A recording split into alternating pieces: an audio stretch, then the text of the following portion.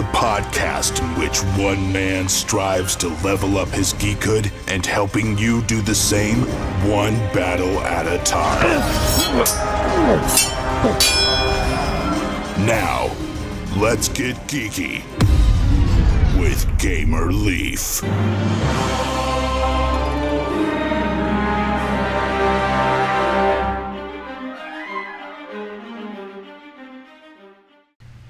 And it's about the ultimately doomed expedition from Scotland to set up a trading post in the Caribbean in 1698.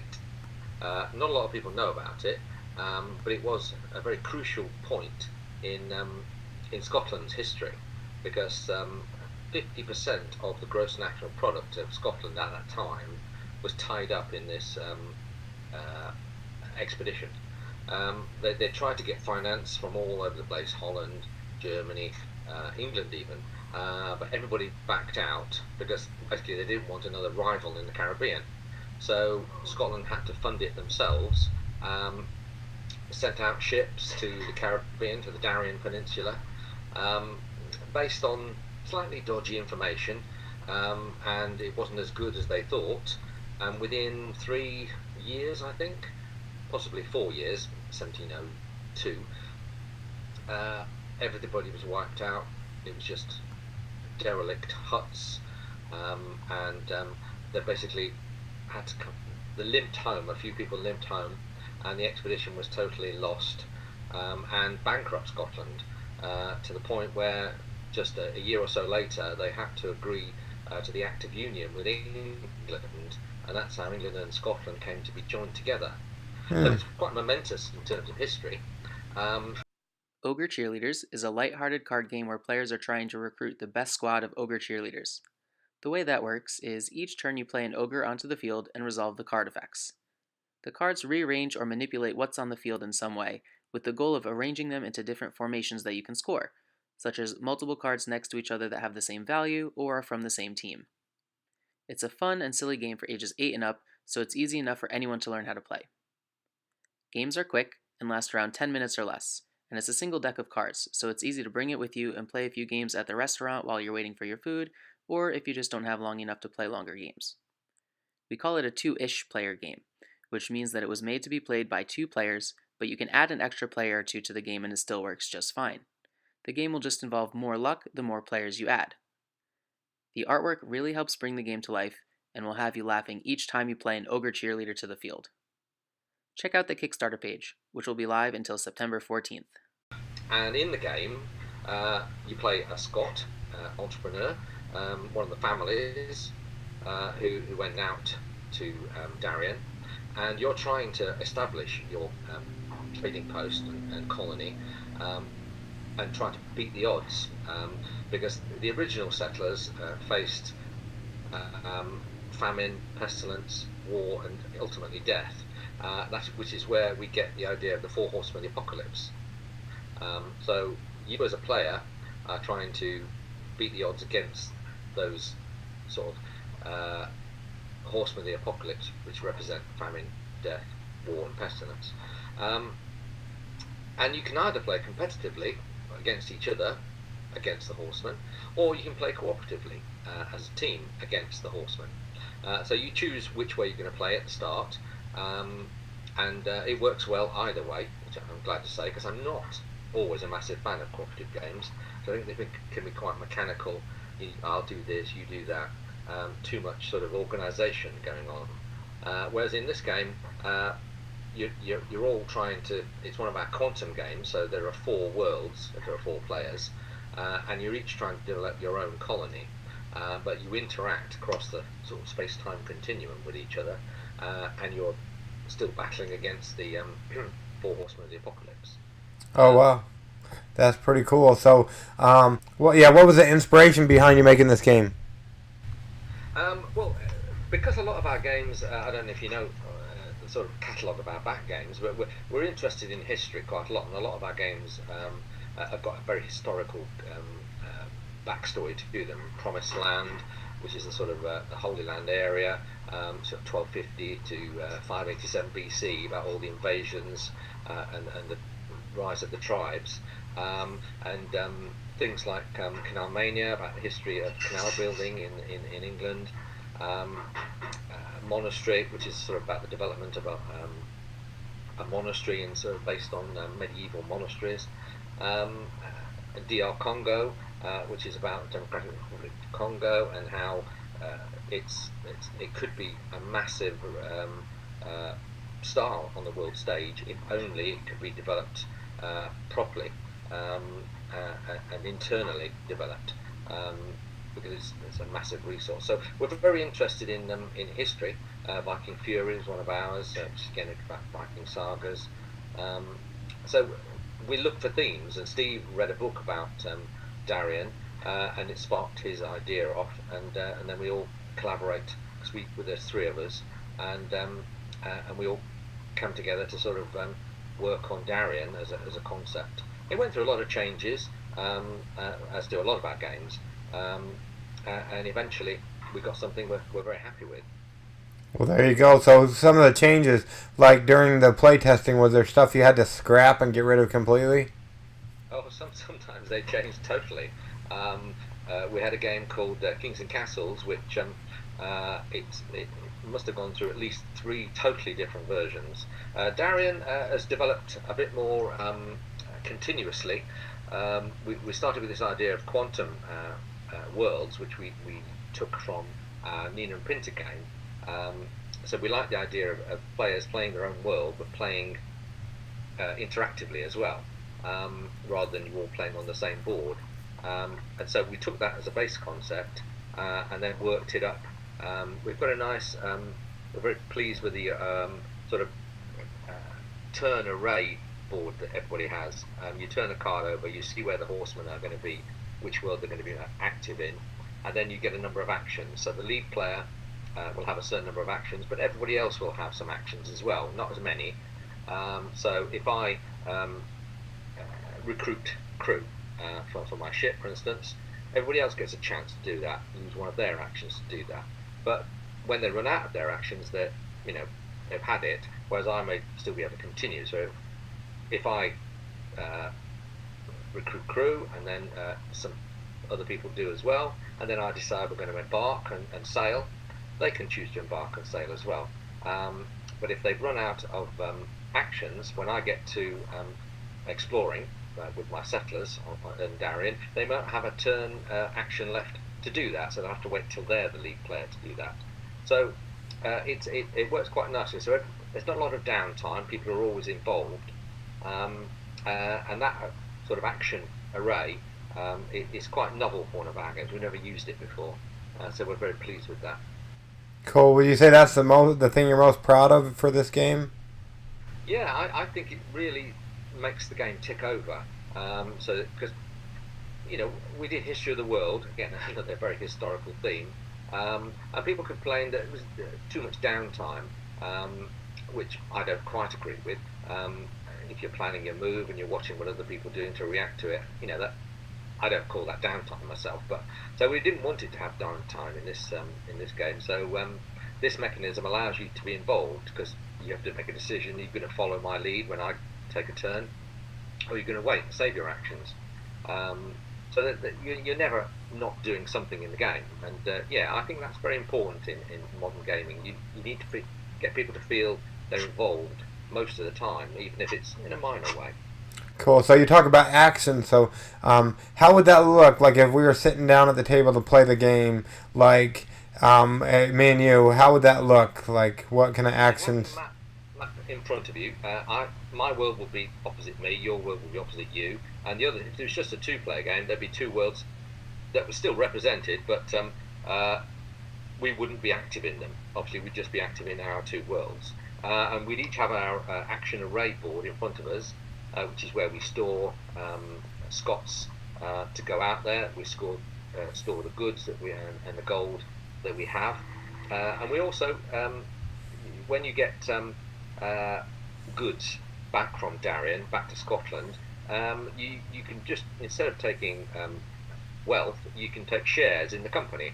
So you've got a little bit of economic work as well, and so I may choose, if I've got 5 actions and you've got 2, because I'm the lead player on this card, I may choose to recruit Scots. You'll choose whether you want to use one of your 2 actions to recruit Scots, and so we will move through.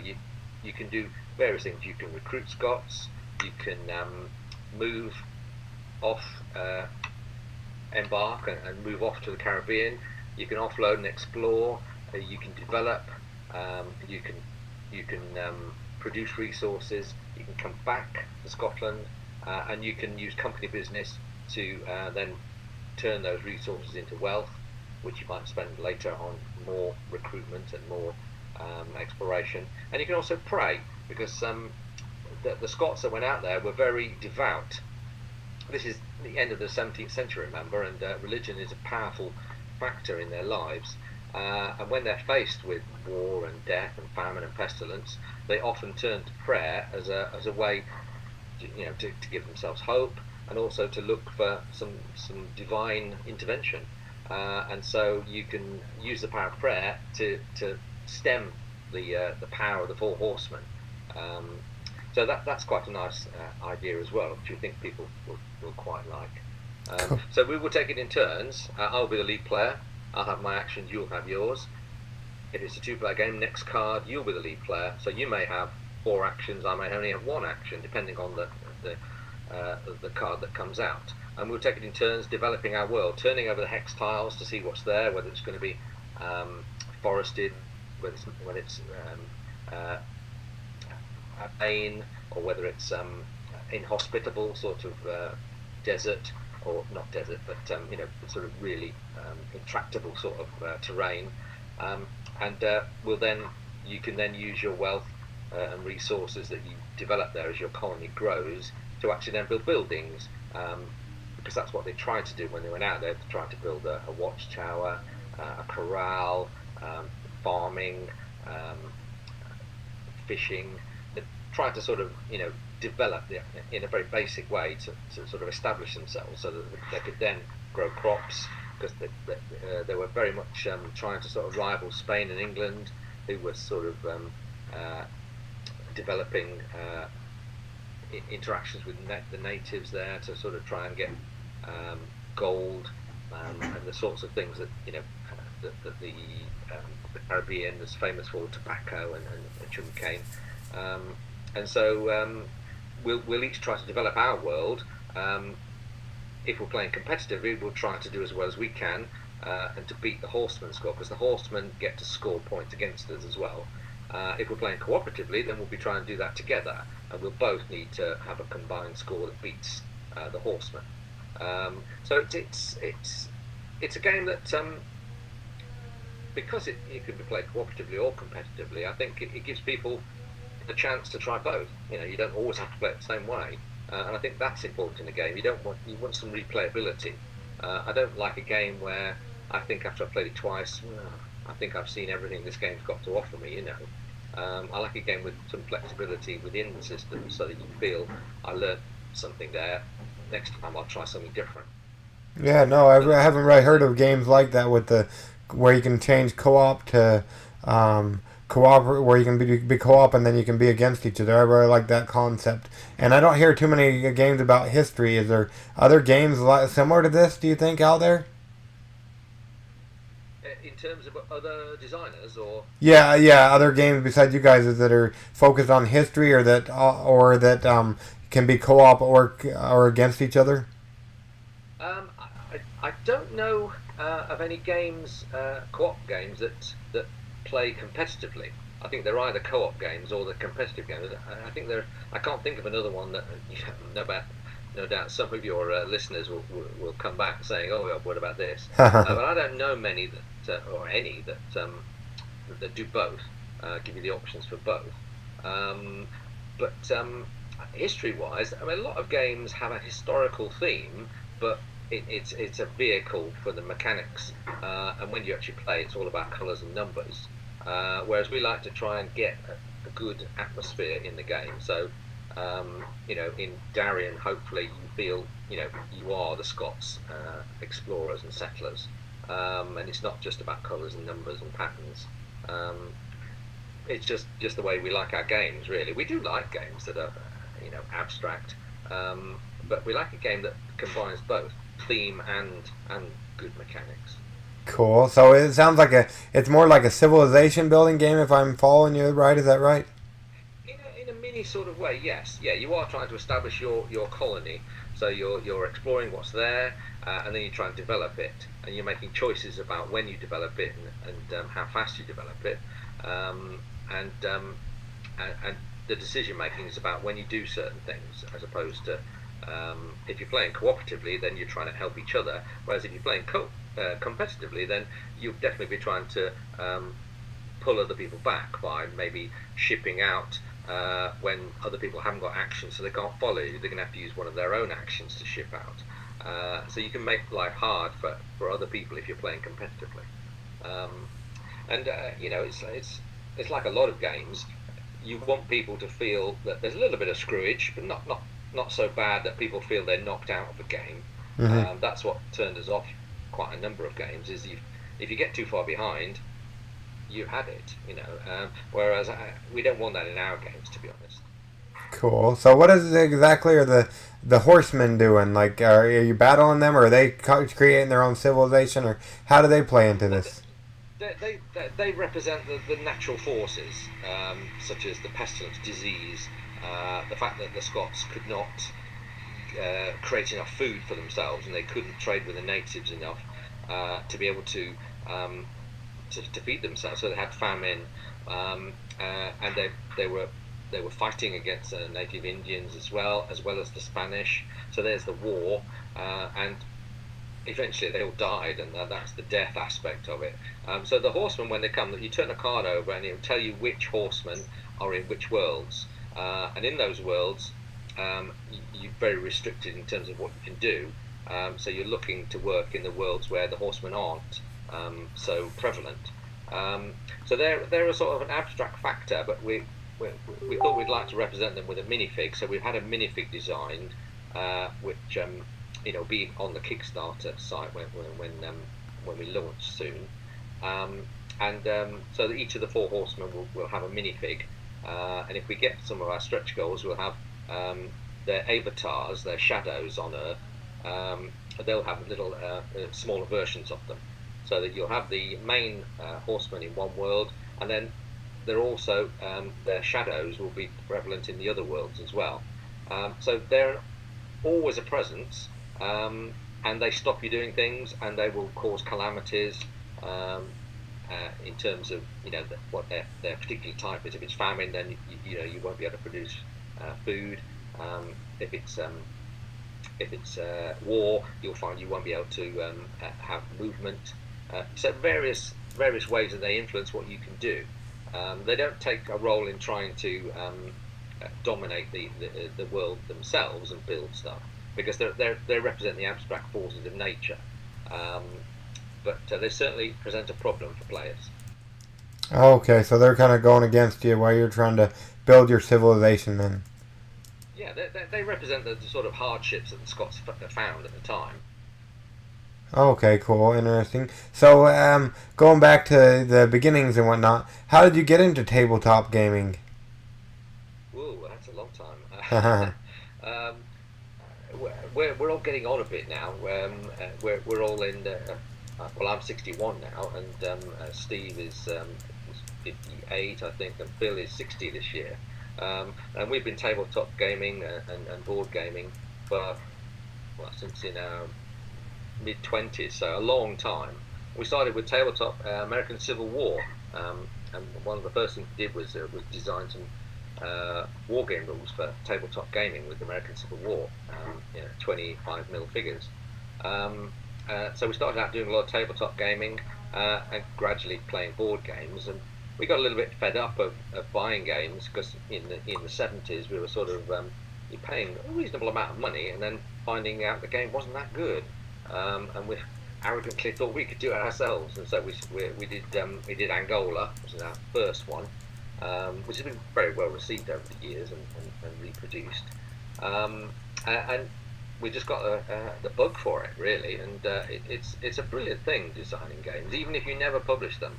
It's just a lovely exercise to do yourself or with friends.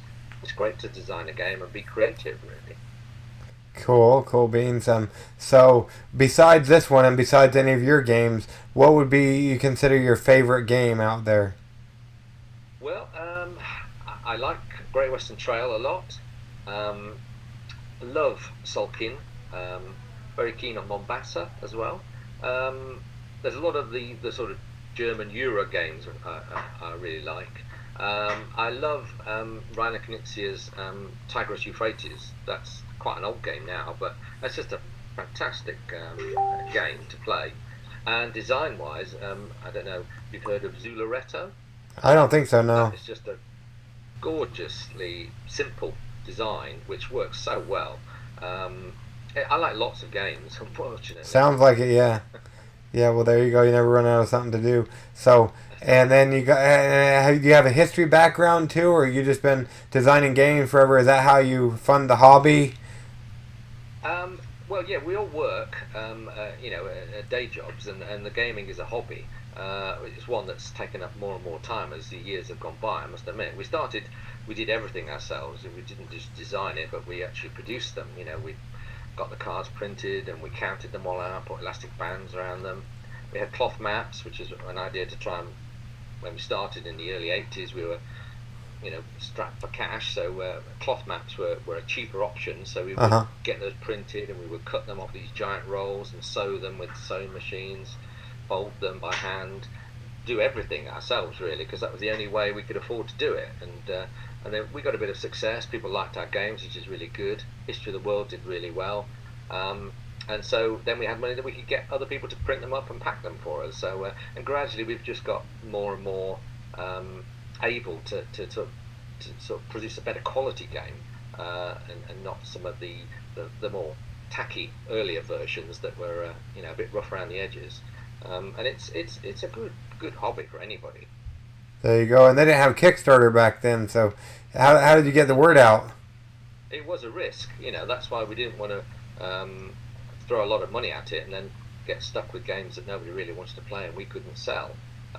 So we always produce very small runs and produce 1,000 copies, and then if it really takes off, there might be a rerun, but we prefer it if other people were to take it off us, and as they have done with some of our games.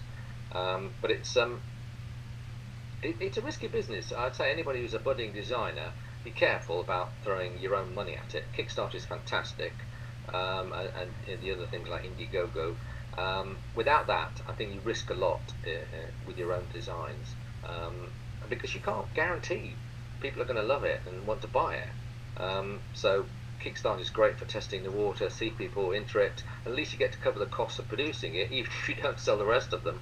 At least you've got 300-400 copies out there and people are enjoying it, and gradually you'll sell the rest, probably. But you haven't lost out your money, and it's money's tight these days. It's too risky to just say, right, I'm going to spend £10,000 produce a game and hope people like it. Yeah, that's for sure. So, how long? When is your Kickstarter running? Like, so if somebody's listening right now, they'll be able to back this until when? Yeah, we're going to start it on Tuesday, the 29th of August, probably about 6 p.m. our time. So in New York, it'll be sort of lunchtime, I suppose, and in the West Coast, it will be sort of mid-morning. And we'll run it for 30 days, and hopefully, fingers crossed, people like it. We're not great at doing videos to advertise things, as we say. We like design board games. We don't design videos, so people have to take us, as we are in the video, where it's a bit low key. It's not a huge production like Scythe or something. Yeah. But there's a lot of information on there. There's graphics, the minifigs there, and some good stretch goals, so we can get more figures in for the Scots and things like that. Cool beans. So why should somebody, out of all the games out there on Kickstarter, why should somebody take a chance on this one? Well, I don't see it as a chance, to be honest. I think, we've got a good track record on Kickstarter. We've done, this will be our 6th, I think, now. Oh, wow, that's good. Everyone has come in on time and been received very well. I've not blown our own trumpet too much, but we don't put a game out there if we don't think it's a good game, to be honest. And so, you're not taking a big risk with us. I mean, yeah, you might say, okay, it's okay, but it's not quite what I want. But you won't think, oh, this is awful. This is terrible production.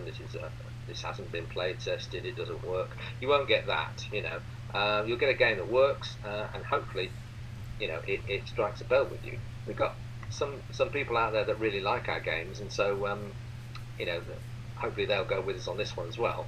The more people that talk about it, the better. Cool, and I really like that aspect where you talked of where it's co-op and as well as competitive. I really like that part of it. It's a good point. Yeah, I think it's a good selling point in terms of giving people the opportunity. Some people love competitive games, and some people love cooperative games. Matt Leacock's games, they sell masses. People do like cooperative games, and so this is our first venture into a cooperative game, and fingers crossed. Yeah.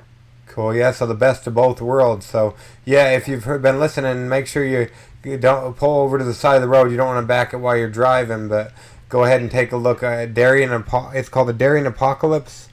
Yeah. Don't do it while you're driving, but it's worth a quick look. It's not a massive video. It's only a couple of minutes, so it won't take up a lot of your time, and it might ring your bell. Yeah. There you go, cool. And now on to our next portion of the show. We call it AAA. It's not Alcoholics Anonymous, though, because it's a family show. It's Adventures in Application Acquisition. Is there an application that you use? I don't know if you guys have apps over there or whatnot, like for your phone or tablet or computer. It doesn't have to be related to tabletop gaming that you use. Right. I think what I use a lot of. I think Messenger is fantastic, but everybody knows about Messenger. I do like Documents, which is a good way to sort of work with text. If you don't like the Microsoft sort of type of things, Documents is a good alternative. I'll tell you what is a good one actually is a voice recorder. That's really useful. Often on your phone, you're driving, you have a thought, pull over, just do a quick recording of some ideas so you don't forget, because it's very easy to forget good ideas, I found. You can think about it while you're on a journey, and if you don't stop for an hour or so, by the time you do stop, half of it's gone. Maybe it's my age, I don't know. But the voice recorder app, that's fantastic. Cool. What would you do if you owned the app? What would be one thing you would do to make it better? Well, you asked some tough questions.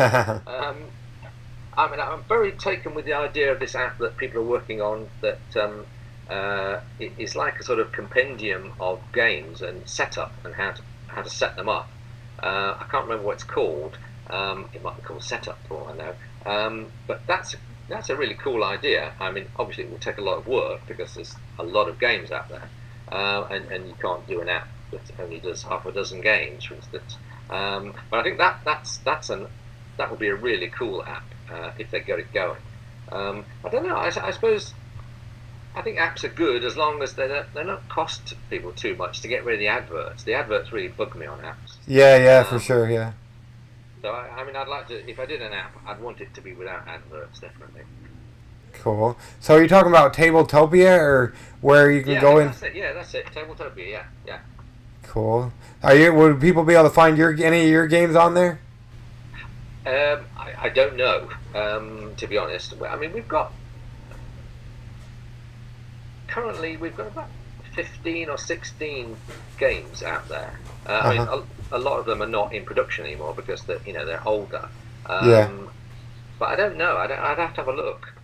I think you might. Talking to some of these other people that have been running Kickstarters, you might have to upload them on there, whatnot. I think, or unless somebody else does it, but yeah, I think a lot of designers upload their games on there. Okay, all right, I'll look into that. Yeah. So that might be something to look into, and then people can try them and see if they like them or whatnot. But yeah, I really like that. I love the idea of the co-op and the competitive aspect, because I don't really care. I know my family likes co-op games, but I'm more of, even though I always end up losing against them, I'd rather play competitively. Yeah, some people just don't like cooperative games at all. They find it too too artificial. You're pre-arranging everything, whereas it can take some of the spontaneity out of gameplay. And one of the nice things about competitive play is that you're pitting wits against other people, and you don't need to take games too seriously, I think, otherwise you stress too much. But it's nice to just work off each other, and you can get some banter going. It's good fun, and gaming for me has to be sociable. I'm not one that plays a lot of apps or solo games on the iPad or whatever, because it's a social thing for me. I go around to somebody's house, they come around to my house. We play once a week at least at somebody's house, either mine or somebody else's, and it's just a lovely way to sort of interact with people. And so I don't want a game where people stress so much about winning that it takes the fun out of it. So you want a game where people enjoy playing together, and if you win, that's great. But if you don't win, it's not the end of the world.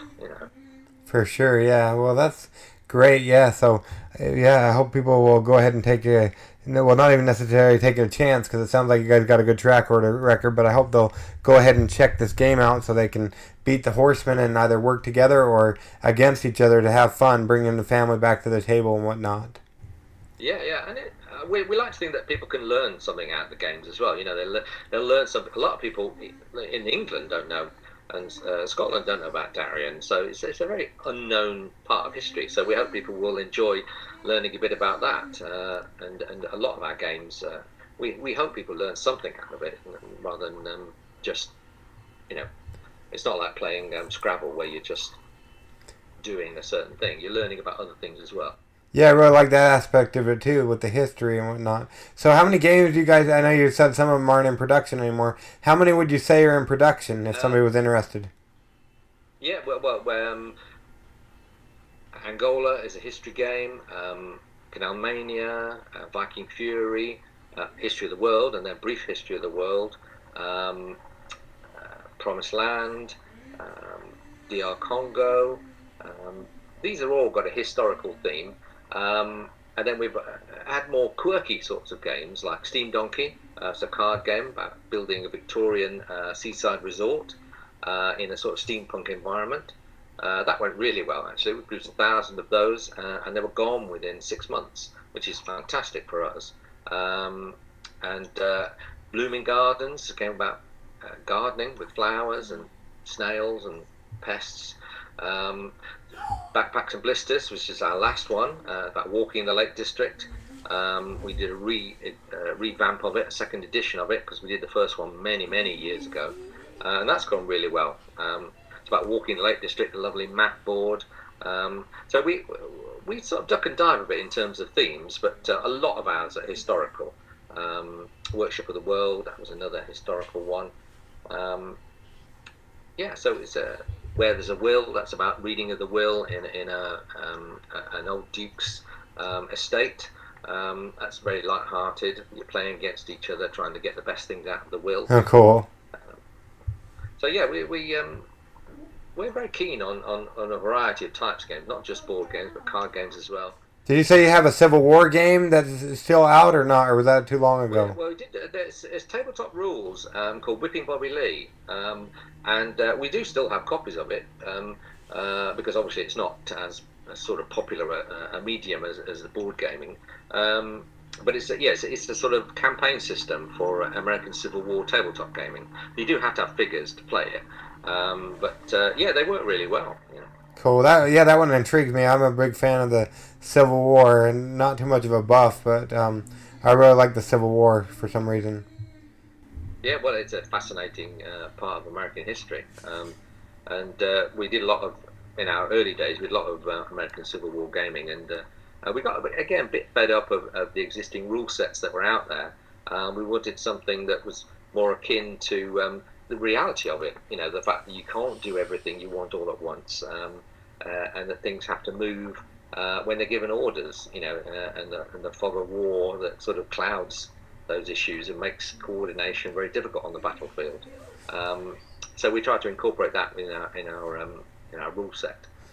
If people are interested in any of our games, or even Bobby Lee, they just need to either email me at ragnarbrothers@gmail.com or go to our website, which is ragnarbrothers.com. We pride ourselves on getting back to people pretty quick. So not only on Kickstarter, but just generally, people message us or email us, we get back within the same day usually. Yeah. Cool. So Ragnar Brothers, that's how they would find you. And are you on all the social medias as that as well? Yeah, I've got a Facebook page, and we usually upload our stuff onto BGG, and I think we've got one up on Darian at the moment, so you can get a bit of basic information before, and there's more stuff on our website as well, even before the Kickstarter. Yeah, ragnarbrothers.com is the website. Yeah. Cool beans. Well, yeah, we really appreciate you coming on Getting Geeky with Game Relief, and I really hope this game does well. Hopefully there'll be more games out there. I guess we'll see what people think of the cooperatively as well as where it can be competitive and co-op. Hopefully that'll do good because I love that aspect. I'm hoping. Fingers crossed, yeah. Cool. Well, yeah, thanks again for coming on the show. We really appreciate it. No, enjoyed it. Thanks a lot. Okay. We're getting geeky with Game Relief. I'm Princess Warrior Relief, and I'm joined by... Game Relief. And are we anybody else joining us tonight? I don't know. It doesn't look like it. So what are we doing here? We're going to be doing Kickstarter Corner. Okay, so what can you tell us about? We have a new game on there. It's War Titans. Invaders must... die. Choose a pilot, and... take control of colossal robots in this cooperative board game rich in amazing miniatures. Amazing miniatures and multiple scenarios. They've raised $32,721 out of $65,905 goal. 210 backers and 28 days to go. So when you hear this, it's about 28 days, 28 days when they hear this. So yeah, so look at that cool game, ain't it? Yeah. They got different miniatures. Okay, well, I don't know what. Okay, so what else? And then we have some other games. Let's see what you remember about them. Ancient artifacts. Yeah, what's that about? It's about finding artifacts, secret ancient artifacts, and you have to get everybody in your way. It's kind of like Indiana Jones, isn't it? Back in the 1980s. Yeah, or Larry and the Hairbrush today. And then what else do we have? Tell us about some of these other ones. Skrewage and... Skrewage, a board game. That is all based off of Dickens' great classic. And yeah, and you're trying to out Scrooge. Scrooge. Yeah. Okay, what else do we got? We have Potato Pirates, coding without computers. You're a pirate and potato. And yeah, they funded the first day, so that was exciting. And then we also have Arcade Fighter. What is that? That's like what game? Like Street Fighter. Except you're bringing it to what? Life. Yeah, you're fighting it on the tabletop. And then we also have Andoria Battlefield. Do you remember that one? No. That one is where you can be both the good guys and the bad guys and fight each other, remember? If you're tired of being on one team. On just one team. And then we got a new one, Vertigo's Flying Ship. I interviewed that guy the other day. Yeah, he did it yesterday. So Vertigo's Flying Ships, that's a great game where you're actually flying ships. And yeah, you can actually move your miniatures up and down. That's an awesome concept. Like where you're actually... like if you're fighting on the ships. So that's a great concept. And then some of the other ones we have are kind of new. Let's see here. What else do we go over? The Cold Clash War and Swords and Cells. Yeah. So the Cold Cash War is actually a role-playing game based on that book, The Cold Cash War. So that's all on Kickstarter. And we're going to make sure we leave links for all this. And then... in the show notes. Yeah, so there will be notes about the show. Just like... the wonderful We're Not Wizards, Richard Simpson, has to say, we'll make notes of your show notes, or something similar along those lines. And then you got the Swords and Cells board game. They're actually doing a giveaway. Where did they do giveaways? Do you remember? The Geeks. The giveaway. Geeks.com. Yeah, the giveawaygeek.com. So they're actually doing a giveaway for that over there on the giveawaygeek.com. So go check it out. Yeah, so go check it out, and let's see if we can find the swords themselves to tell you all about it. Hopefully, actually, I don't know. Actually, it's something else. So we'll make sure we leave a link for it in the show notes, and so you can find out about the contest as well as the Kickstarter. That would be great. Now we got Donna the Archmage and Wing It. Okay, Donna the Archmage. Tell us about it. I don't remember much. It came back to Kickstarter. Oh yeah. Tell us then if you. This oh week. yeah. What? They have cool miniatures. Yeah, they have cool miniatures, and it's actually compared. He compared it to. What did he compare it to? He compared it to Summoner Wars. That's a game we like in our family, but it's got miniatures, so that's kind of cool. You want to tell us a little bit about it? 2 to 4 players game of miniatures, mages, and monsters. Battle with monsters in glorious combat for the right to be an archmage. Yeah, gladiatorial combat. We always get that one wrong. What do you need? 28 days to go. Yeah, 28 days to go. And this time, we're hoping it backs. Right now, they're at 13,000, almost 13,500 out of 60,000. The box is really cool, and the painted miniatures look even awesomer. So you have to check that out. We'll make sure we leave in posts about that every day for you. Me and the Giveaway Geek will be splitting that up and doing all kind of things about that for you. And let's see, what else do we got? We got Wing It. So let's go find out about Wing It. Do you remember that penguin I showed you yesterday? Yeah. We like penguins in our family. So that was really cool. Neither me or Lady Leaf don't. I guess they don't. They smell bad. We went to an aquarium before and they smelled bad because we went to go see the penguins. The great thing about this is you don't have any real penguins. What can you tell us about it? Players so it's the best story about how they deal with the tricky or absurd situation. Using just a few items, random objects they have in their hand. 10 days to go. So when you hear this 9-ish, 8-ish. And they only need to make about, let's see here, about $1,500. So hopefully they can get it, because this one looks really exciting. I had the pleasure to talk to the creator of it, and it looks like a really fun game. So I'm really hoping that they're able to back this and get this funded so you guys can all play it. They're also going to be doing a giveaway. Where do they do giveaways?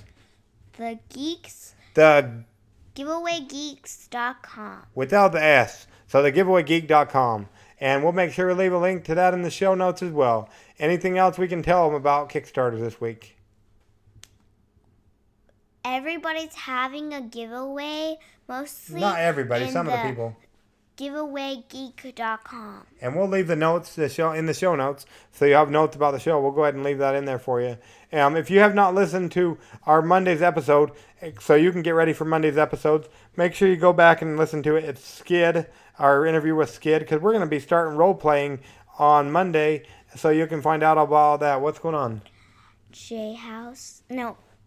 Leaf's Out. Leaf's Out. She was trying to sign out of some YouTube videos she likes called J House Vlogs, I think it is. Well, enough with that, and we will catch you on the floor. Flip side, was I was going to say. And you all get geeky with Gamer Leaf, and we'll catch you on the floor. Flip side.